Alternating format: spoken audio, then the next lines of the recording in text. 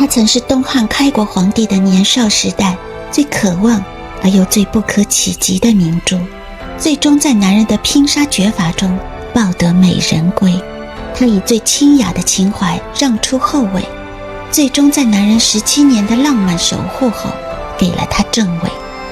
这是一段中国帝后史上最罕见的深情，也是古代乱世中最难得的成全。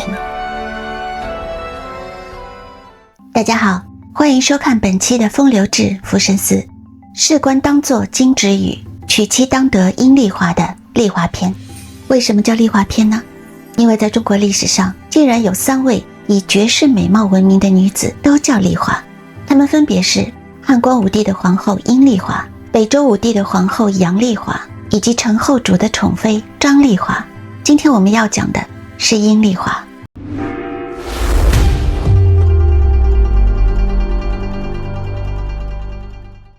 阴丽华出生于公元5年的南阳新野，也就是现在的河南。家族的源头可以追溯到春秋名相管仲。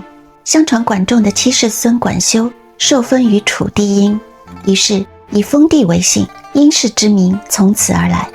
秦汉之际，阴氏的族人举家迁至新野，在这片土地上扎根繁衍，成为了当地首屈一指的大族。阴氏家族在新野有良田700余顷，这是什么规模？换成现代面积大约是47平方公里，相当于一个边长为 6.8 公里的正方形。如果用更直觉的对照，它等于1/6的台北市一座义乌市，或者整个九龙半岛。阴氏家族中车马成群，奴仆如云，高堂广厦，雕梁画栋，财富与权势堪比诸侯。然而阴丽华的成长并非一帆风顺。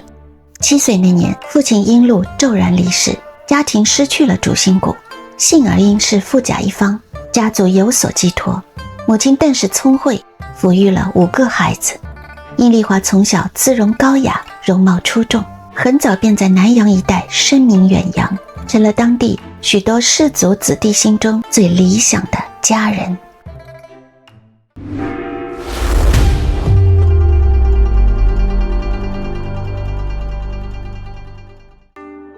刘秀和阴丽华一样，也是南阳郡人，但出生在蔡阳县，位于现在的湖北，离阴丽华的新野100多公里。刘家是汉武帝的9世孙，但在推恩令的实行下，到他家的时候，他的父亲只是一个县令。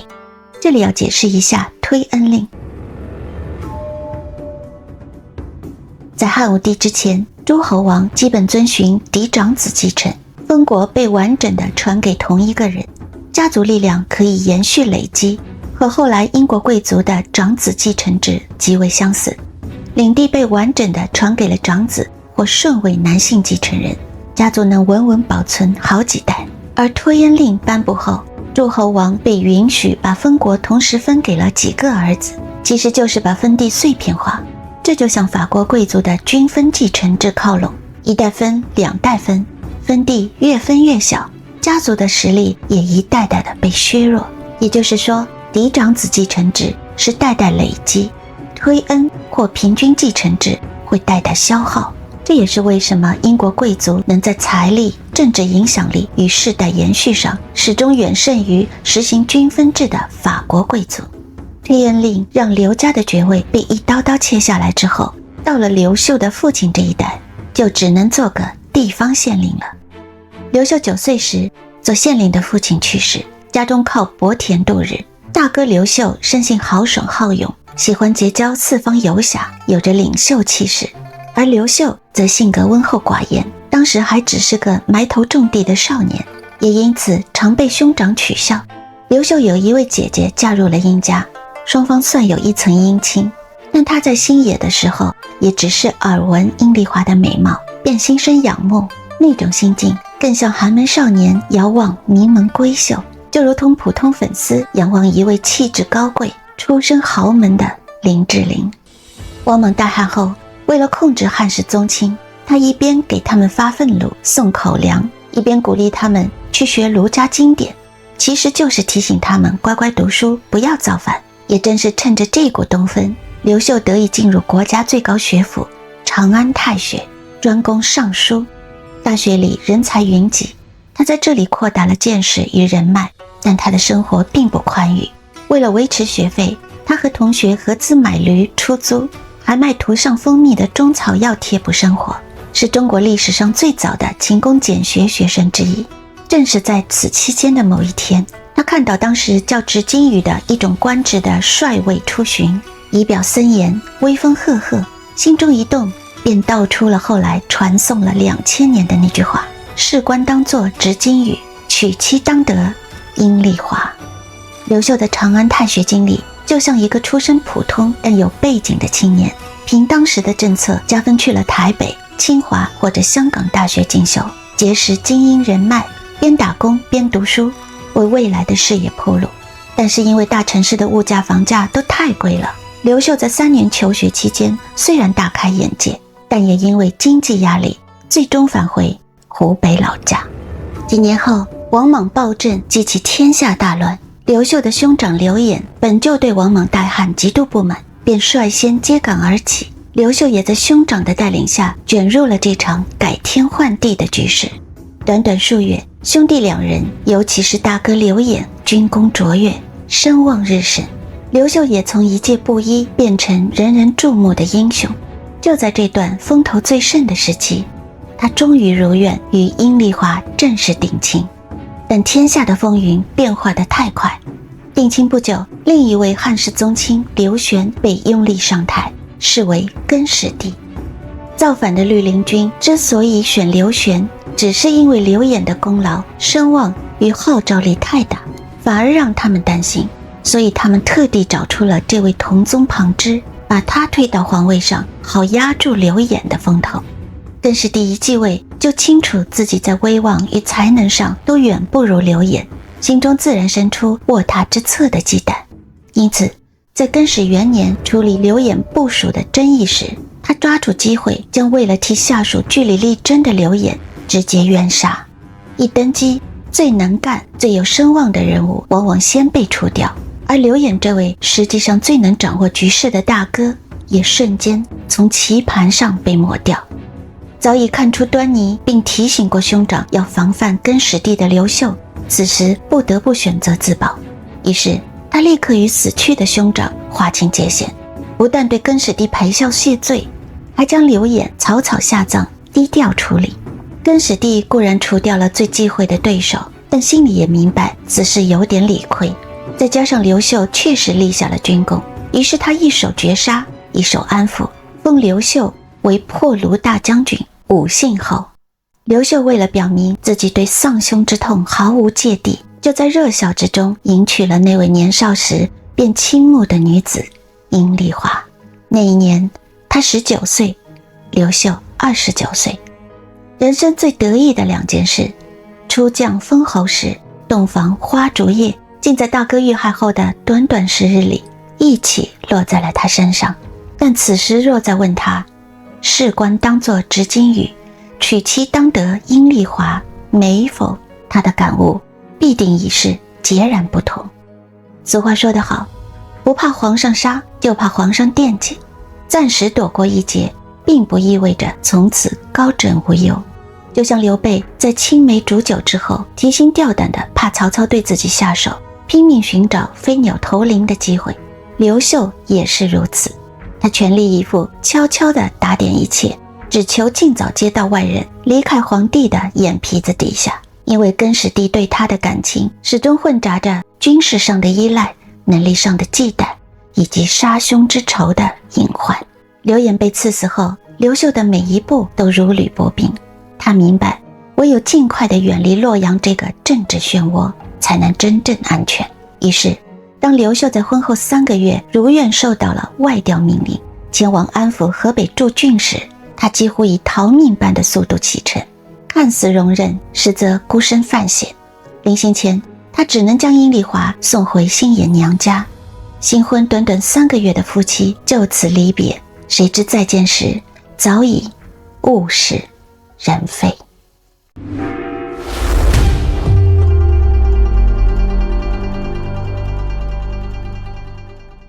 阴丽华先是回到新野娘家，继续过着衣食无忧的大小姐生活。等到政局愈发混乱，她又辗转去了亲戚家，暂避风头不表。此时的刘秀奉命出使河北，职衔写得非常体面，行大司马事，直接北渡河，正为州郡。换成白话，就是暂代最高军政长官，拿着代表皇权的节杖，越过黄河去安抚河北各郡，争取军民支持。可实际上就是空壳司令，随行的人不过寥寥数人。后世描述刘秀是单车巡河北，所以说更始帝虽然批准他外放，却并没有安着好心，本意是自生自灭或借刀杀人，没想到弄巧成拙，纵虎归林。那段时间，刘秀辗转于河北的城镇与山谷之间，试图以宗亲的身份说服百姓和地方武装归顺，但因为势力单薄，数次惨遭追杀，险些丧命。即便他如何的艰难收拢旧部，重新组织兵力，在这种纷乱局势下也难有出头之日。就在此时，刘秀在与各方谈判中与河北三藩之一的真定王刘阳相互属意。刘阳是汉景帝7代孙，推恩令推到他这里还是个公，但王莽新政之后，他就连个公爵都没有了。正因如此，他也参与了起兵，麾下具有10万之众，是能决定河北局势的巨大衬托。而刘秀争取到的对方结盟条件是娶刘阳的外甥女郭圣通。于是尽管刘秀称帝后形容自己在这一段和阴丽华分别的时期里，他始终惦念着故乡的那位心之所属，然而在来到河北的第2年，为形势所需，他便以正妻之礼迎娶了郭圣通。对他而言，这是一桩别无选择，甚至是自己争取而来的婚姻，是活下去成就天下霸业的交易。而郭圣通于第2年便为刘秀生下了一子。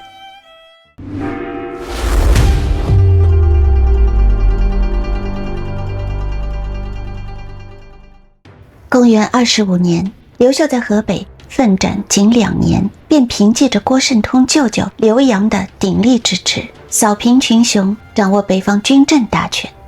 随后他与更始帝分庭抗礼，自立为帝，建立了东汉。紧接着更始帝在同年被赤米军杀死，刘秀转而定都洛阳，东汉政权正式稳固。于是刘秀立刻派人护送阴丽华入境。这一别已是2年，阴丽华与家人一路辗转避乱，轻装北上。当她抵达洛阳时，自己丈夫的心经已巍然屹立于眼前。朋友们，这真是做梦都想不到的好事。结婚3个月，丈夫就远赴征战，自己虽然在家里牵肠挂肚，提心吊胆，却还能在娘家奢华度日。2年后，丈夫突然变成皇帝，要迎她入宫。虽然此时的丈夫已不再属于她一人，但谁能懂在这其中，惊喜里掺杂着骄傲，骄傲里藏着心疼，心疼时又隐藏着委屈，委屈里又带着思念，而思念里又有着淡淡的悲伤的心情呢。当时的郭圣通与阴丽华同被封为贵人，在东汉制度中，这种阶位相当于后世的皇贵妃，仅次于皇后。等到必须立后时，史书记载刘秀认为阴丽华雅性宽仁，欲宠以尊位。注意，这里并非出于礼法，而是基于对2位妻子谁更适合皇后之位的判断。阴丽华却固辞以郭氏有子，终不肯当。一个正室绝不会因为对方先生儿子就主动让出皇后之位。他的固辞绝不仅仅因为郭圣通诞下子嗣，而是源于阴丽华平和高雅的心态。这种心态是从小浸润而成的。阴丽华确实是一位有着良好教养的大家闺秀，这源于她的成长环境。阴家虽然富贵，却家风厚道，极重分寸。史书罕见地评价阴丽华有一个极具智慧的母亲，正是这种家庭氛围培养了她识大体知进退的判断力。尽管刘秀那郭圣通令她心中难免委屈，但在乱世中，丈夫能平安归来，夫妻重聚，还成就帝业，对他而言已是莫大满足。他谦让的对象并非是郭圣通，而是刘秀的江山稳固。他的不贪天之功，不仅源于对现有待遇的感恩，更来自对后宫形势的深刻洞察。哪怕自己是名义上的正妻，但他明白，论功劳，郭圣通的舅舅在政治最关键的节点给予了刘秀登基的唯一筹码；论苦劳，郭圣通在刘秀最危险的岁月里相伴左右，并诞下了皇子；论名分，郭圣通也是以嫡妻之礼迎娶入门。因此，他与郭圣通虽有先后之别，却未必能尊卑有序。阴丽华的家族不仅没有将她骄纵成唯我独尊、不谙世事的小姐，反而培养出一位识时局、懂分寸的女性。我想，这正是殷家在乱世中仍能累世富贵的根本原因。于是，在群臣对阴丽华的赞叹与刘秀的遗憾中，光武帝登基的第2年，郭圣通被正式册立为皇后，入主中宫，其长子刘江也被立为太子。然而，就在当年不久，郭圣通的舅舅刘阳却因造反被诛杀。刘秀非但没有株连郭皇后，反而将真定王的王位继续分给了刘阳的儿子。这正体现了刘秀的执政风格：宽仁稳重，大事化小，无为而治。他以温和安抚人心，以从容确立威势，终成帝业。但这种宽容绝不是软弱，而是建立在他朝纲不断、军权独掌的底气上。刘秀与郭圣通共育有5男1女，与阴丽华则生有5男4女。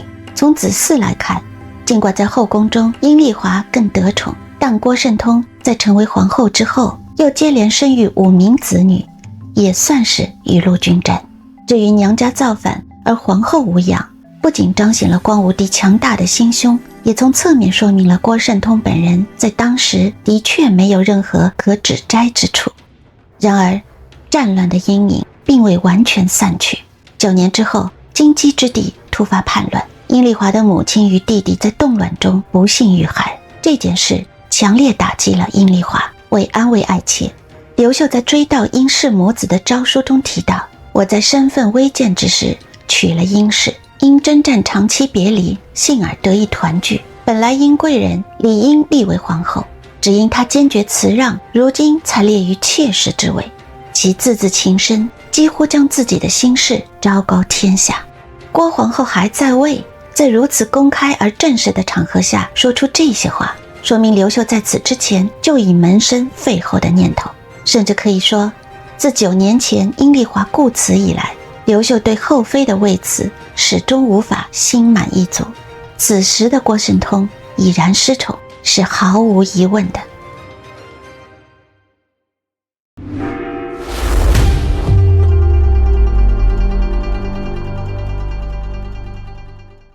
但是光武帝毕竟是个长情之人，恩怨往往在心中积累到一定时刻才会爆发。又过8年之后，46岁的刘秀突然下诏废郭圣通为中山王太后，正式改立阴丽华为皇后。让我们看看他在废立诏书中给出的理由。皇后心怀怨恨，经常违背教理，不能善待其他子女，既没有官居所称的贤德，反而有吕后、霍氏那样的作风，怎能把幼子托付给他？吕后的事迹众所周知，而这里的霍氏指的是霍光的妻子霍显。这个恶毒的女人曾毒杀汉宣帝的许皇后，又如愿让自己的女儿入主中宫，随后更教唆女儿毒杀许皇后的儿子，也是当时的储君。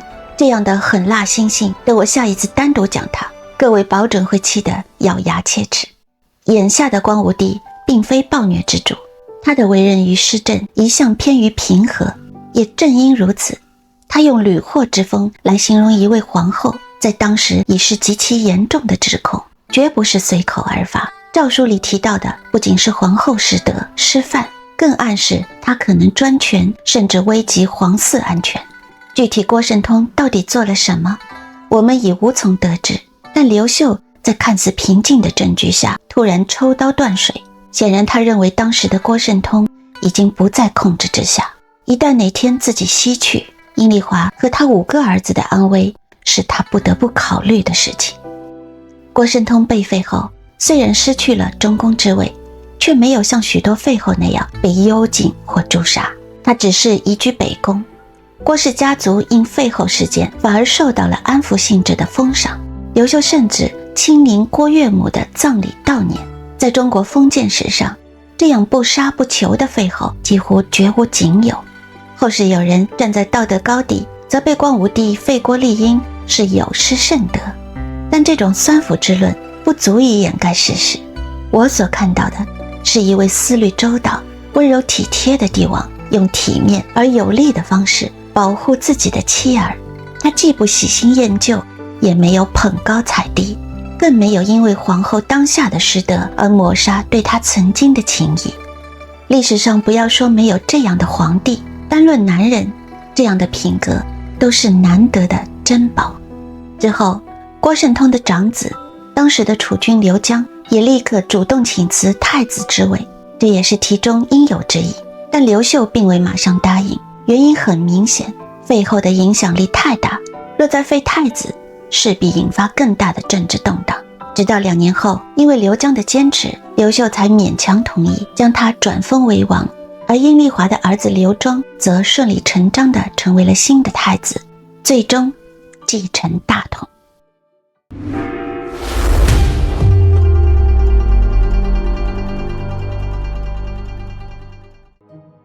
郭圣通在被废11年后，于46岁病逝，这在当时已算高寿。5年后，62岁的光武帝驾崩。值得一提的是，光武帝去世的那一年，史书首次明确记载了中国与日本的往来。阴丽华在幼7年后以59岁高龄离世，他的长子汉明帝继位。此前在西汉时期，皇后哪怕做到摄政太后，死后也没有专属谥号，而是沿用皇帝的。汉明帝为其母开创了东汉皇后有了专属谥号之先河，追谥为光烈皇后。同时，汉明帝对郭氏与殷氏一视同仁，甚至亲自参加了郭氏宗族聚会，君臣关系依旧和睦。这也从侧面证明了阴丽华没有在皇帝儿子面前抱怨过对郭圣通的不满。阴丽华去世后，由他的孙子主持整理遗物，光他的衣服，皇亲国戚分得的少则1件，多则1箱，他孙子本人保留了50箱。他的小儿子因继承阴丽华的财物最多，一跃成为诸王中最富有的一位，大肆修建宫殿，极尽奢华。